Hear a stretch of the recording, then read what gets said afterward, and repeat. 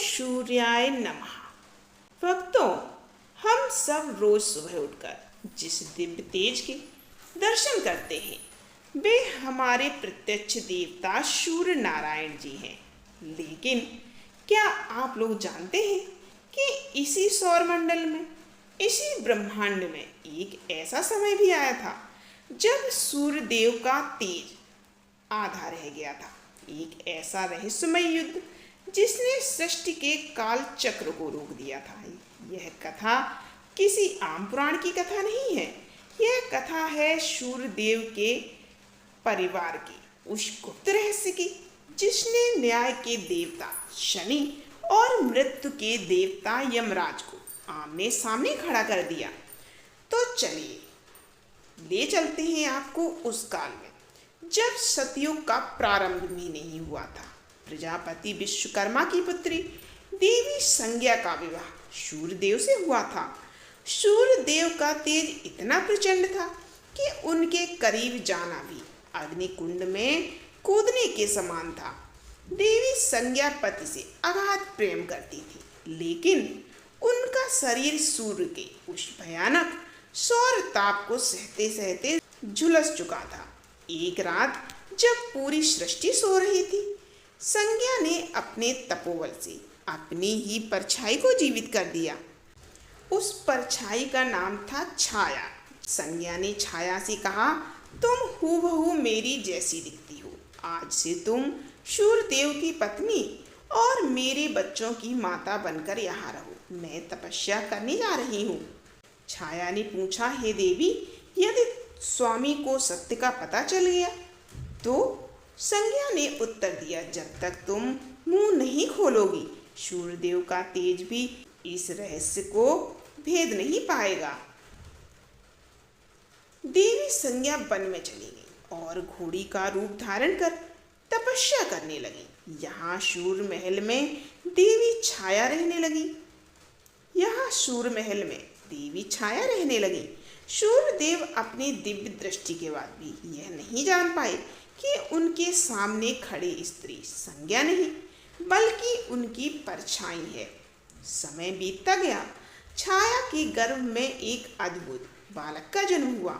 जब ये बालक गर्भ में था तब माता छाया दिन रात कड़कती धूप में बैठकर भगवान शिव की घोर तपस्या करती थी।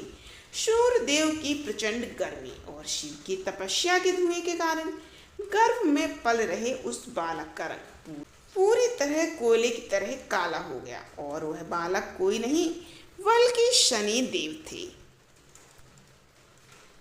जब सूर्यदेव अपने नवजात पुत्र को देखने आए तो शिशु शनि के भयानक काले रूप को देखकर ठिठक गए। सूर्यदेव जो प्रकाश के पुंज हैं, उन्होंने क्रोध और संदेह में आकर कहा, यह अंधकार जैसा काला बालक मेरा पुत्र नहीं हो सकता।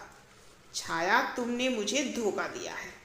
अपने पिता के मुंह से अपनी माता का अपमान सुनकर नन्हे बालक शनि ने अपनी आंखें खोल ली। शनि देव की वह दृष्टि इतनी क्रूर और शक्तिशाली थी कि जैसे ही उन्होंने क्रोध में अपने पिता सूर्य को देखा, ब्रह्मांड में हाहाकार मच गया। सूर्यदेव का दिव्य चमकता हुआ स्वर्ण रूप अचानक जलकर कोयले जैसा काला पड़ गया। सूर्यदेव को कुष्ठ हो गया और उनके रथ के घोड़े स्थिर हो गए। यह ब्रह्मांड का पहला अनसुना ग्रहण था जो किसी राहु या केतु के कारण नहीं बल्कि एक पुत्र की क्रूर दृष्टि के कारण पिता पर लगा था। भगवान शिव के हस्तक्षेप के बाद सूर्यदेव का रूप तो ठीक हो गया, लेकिन सूर्यदेव के मन में शनि और छाया के प्रति खटास आ गई। उन्होंने शनि को अपने महल से दूर एक अलग शनि लोक दे दिया। अब सूर्य महल में छाया के दो पुत्र थे, शनि और सावर्णी मनु, और संज्ञा के पहले से 3 बच्चे थे, वैवस्वत मनु, यमराज और यमुना। वक्त के साथ छाया का झुकाव अपने सगे बच्चों की तरफ ज्यादा होने लगा।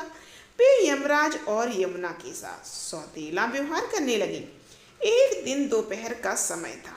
तीव्र भूख के कारण बालक यमराज ने माता छाया से भोजन मांगा। छाया ने कहा, ठहरो यम, पहले मैं शनि और मनु को भोग लगाऊंगी, उसके बाद तुम्हें दूंगी। बालक यमराज को क्रोध आ गया। उन्होंने गुस्से में माता छाया को डराने के लिए अपना पैर उठाया। मां के सम्मान पर ठेस लगते ही छाया ने अपना आपा खो दिया। उन्होंने यमराज को एक भयानक श्राप दे दिया। यम, तूने अपनी माता पर पैर उठाने का दुस्साहस किया है। मैं श्राप देती हूँ कि तेरा यह पैर अभी गलकर जमीन पर गिर जाए और इसमें कीड़े पड़ जाएं। श्राप सुनते ही यमराज कांप उठे। वे रोते हुए अपने पिता सूर्यदेव के पास पहुंचे और बोले, तात, मुझे माता ने यह श्राप दिया, आप ही न्याय कीजिए। सूर्यदेव ने यमराज के जख्म पर हाथ रखा। उनके पैर पूरी तरह तो ठीक नहीं हुआ, लेकिन श्राप का असर कम हो गया। इसीलिए यमराज का एक नाम शिरनपाद है, जिनका एक पैर आंशिक रूप से प्रभावित है। परंतु इस घटना ने सूर्यदेव के मन में एक गहरा प्रश्न खड़ा कर दिया। सूर्यदेव ने यमराज से कहा, पुत्र यम, कोई भी सगी माँ चाहे बच्चा कितना भी उद्दंड क्यों ना हो, उसे ऐसा मांस गलाने वाला श्राप नहीं दे सकती। यह स्त्री तुम्हारी माता संज्ञा नहीं है। सूर्यदेव क्रोध से लाल हो गए। उन्होंने अपने तेज के पास में छाया को जकड़ लिया। सूर्यदेव की तपिश से घबराकर छाया थर थर कांपने लगी। सूर्यदेव ने गर्जना की, बता असत्य रूपी स्त्री, तू कौन है? कहाँ है मेरी संज्ञा? डर के मारे छाया ने सारा सच उगल दिया कि असली संज्ञा वन में तपस्या कर रही है।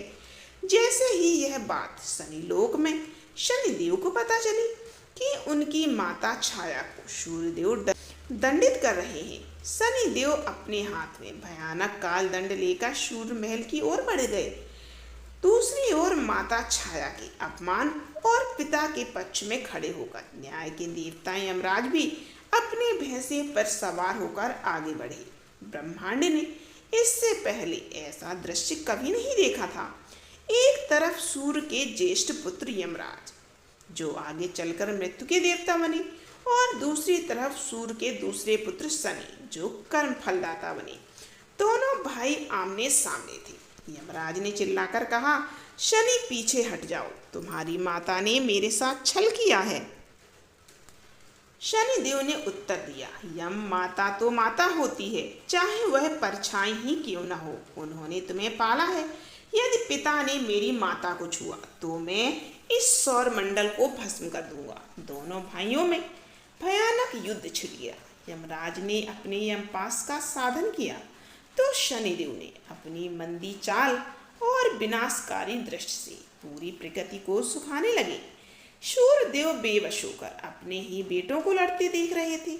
पृथ्वी पर नदियां सूखने लगी। यमराज के प्रभाव से लोग असमय मरने लगे और शनि के प्रभाव से चारों ओर अकाल पड़ गया। यह युद्ध केवल दो भाइयों का नहीं था, यह मृत्यु और समय कर्म का युद्ध था। जब सृष्टि का विनाश निश्चित दिखने लगा, तब शून्य से एक दिव्य डमरू की आवाज गूंजी। स्वयं देवों के देव महादेव वहां प्रकट हुए। त्रिशूल की एक ही थाप से उन्होंने शनि और यम के अस्त्रों को हवा में ही शांत कर दिया। शिव ने कहा, शांत हो जाओ, यह युद्ध नियत के विरुद्ध है। यम, तुम्हारी माता संज्ञा का तेज सहना असंभव था, इसीलिए छाया का जन्म हुआ। छाया ने कोई पाप नहीं किया, वह केवल अपनी स्वाभिमानी की आज्ञा का अपनी स्वामिनी की आज्ञा का पालन कर रही थी। और शनि तुम्हारे पिता सूर्यदेव ब्रह्मांड की आत्मा है। यदि तुम उन पर क्रोध करोगे तो पूरी सृष्टि अंधकार में विलीन हो जाएगी। भगवान शिव के वचनों को सुनकर शनिदेव शांत हो गए। सूर्यदेव को भी अपनी भूल का एहसास हुआ। उन्होंने स्वीकार किया कि उन्होंने रंग के आधार पर शनि का जो अपमान किया वह गलत था। सूर्यदेव ने शनि को गले से लगा लिया। सूर्यदेव ने शनि को वरदान दिया, पुत्र, आज से तुम नवग्रहों में सबसे शक्तिशाली न्यायाधीश कहलाओगे। तुम्हारा स्थान मुझसे भी ऊंचा होगा। तुम्हारी वक्र दृष्टि से स्वयं मैं और महादेव भी नहीं बच पाएंगे। इसके बाद सूर्यदेव उत्तर कुरु देश गए। जहाँ देवी संज्ञा घोड़ी के रूप में तपस्या कर रही थी। सूर्यदेव ने भी घोड़े का रूप धारण किया और दोनों का पुनर्मिलन हुआ। इसी मिलन से जुड़वा देवता अश्विनी कुमार उत्पन्न हुए, जो देवताओं के वैद्य बने।